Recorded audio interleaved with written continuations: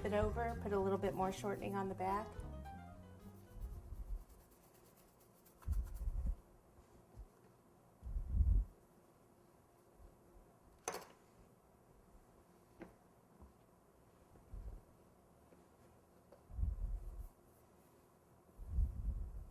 Start in the middle and then get these little lines out down here.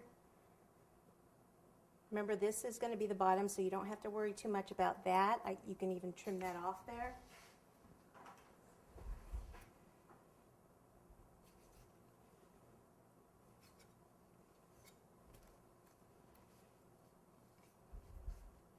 Get rid of that stuff so it doesn't get in the rest of your fondant.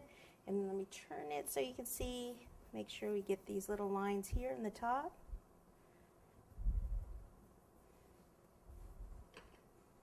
So it's going to have to be a little stubbier than, you know, a normal one, just so that we can see the water coming up.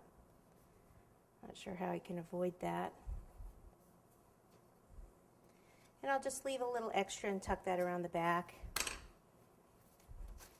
Okay, that's good. This is trash. And then pick it up, kind of fold some of this back.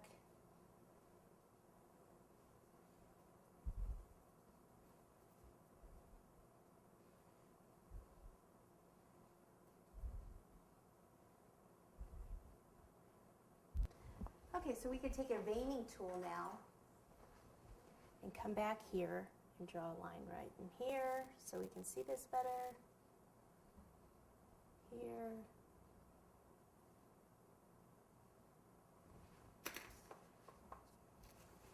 All right, then the little thing in the middle,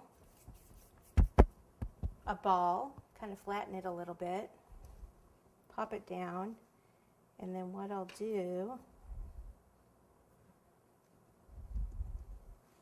is just make some little lines like this. So I'm just pushing in, and then a little ball in the center.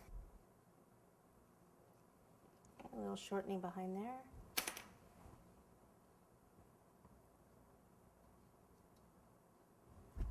And then 2 of those on the sides.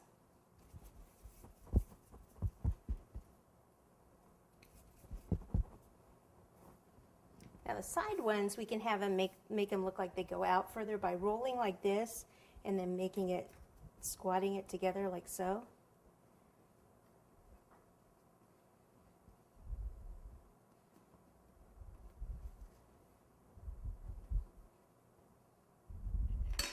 So we'll probably want to make both of those at the same time so they're the same size.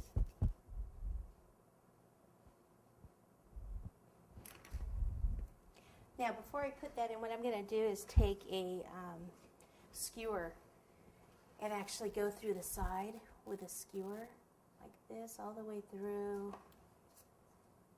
and come out on the other side like so. I'll go ahead and snip some of that off. Take a little water here and a little here. And then take, looks like this one's a little long. There we go. All right, so I'll take this and put this over the top like so. And then same on this side.